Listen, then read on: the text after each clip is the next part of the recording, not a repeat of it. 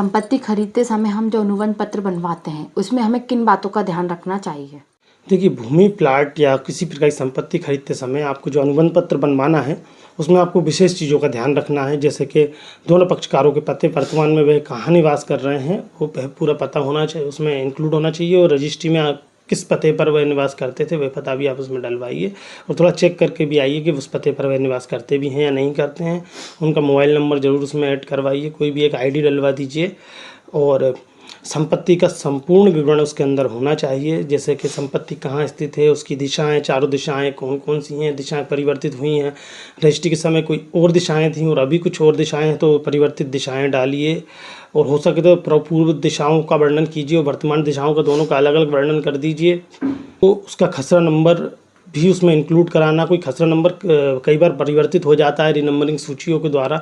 कई बार राजस्व में जो है रिनंबरिंग सूची इशू की जाती है जिसमें खसरों का बदलाव किया जाता है, खसरों के नंबर बदल दिए जाते हैं। तो वो रिनंबरिंग सूची से आप नया खसरा नंबर उसमें डालिए, पुराना खसरा नंबर जो रजिस्ट्री के अनुसार है वो भी इंक्लूड कीजिए। और प्लाट का साइज कितना है वह वर्ग मीटर और वर्ग फीट में पूरा इंक्लूड कीजिए।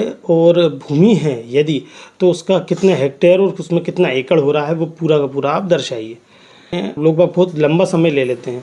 उसमें क्या होता है कि जैसे कि आपकी जो प्रॉपर्टी है वो एक तरह से फंस गई उतने समय के लिए, जितना समय का एग्रीमेंट है उतने समय के लिए आपकी प्रॉपर्टी रुक जाएगी। आप किसी को बेच नहीं सकते क्योंकि आप पहले ही एग्रीमेंट कर चुके हैं। अब क्या होगा कि आपकी प्रॉपर्टी के रेट तो लगातार बढ़ रहे हैं लेकिन वो एग्रीमेंट में डला हुआ है उसी रेट के हिसाब से आपको पेमेंट मिलेगा। भुगतान पर आप ज़्यादा बड़ा एग्रीमेंट ना करें या एग्रीमेंट ना ही करें, सादे कागज़ पर एक लिखा पढ़ी कर लें। क्योंकि अगर आपने एग्रीमेंट कर लिया और कम राशि है, जैसे कुछ लोग क्या करते हैं कुछ कम पैसा देकर ही किसी पार्टी को फंसाने की कोशिश करते हैं।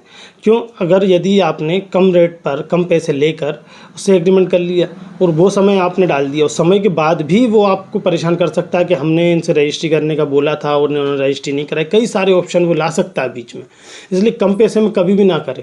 और समय सीमा होने के पश्चात का एक विवरण जरूर करें कि समय सीमा पूर्ण होने पर 20% राशि काट ली जाएगी अगर ये रजिस्ट्री नहीं कराते तो। एक समय एग्रीमेंट में आप मांगे कि इतने समय के भीतर हम रजिस्ट्री करा लेंगे और इस समय के भीतर यदि अगर प्रॉपर्टी में किसी प्रकार का कोई विवाद मिलता है, विवाद पाया जाता है तो ये पूरी राशि हमारी ब्याज सहित हमें वापस करेंगे। ये इस तरह का आप वर्णन उसमें कर दीजिए कि मकान या भूमि में उसमें निवास करने वाले लोगों की सहमति आप ले लीजिए। ये नहीं तो आपको मकान रिक्त कराने में बड़ी दिक्कत जाएगी, या तो मकान रजिस्ट्री से पहले रिक्त करा लीजिए। यदि किसी पक्षकार की मृत्यु हो जाती है तो उनके वारिसानों पर भी यह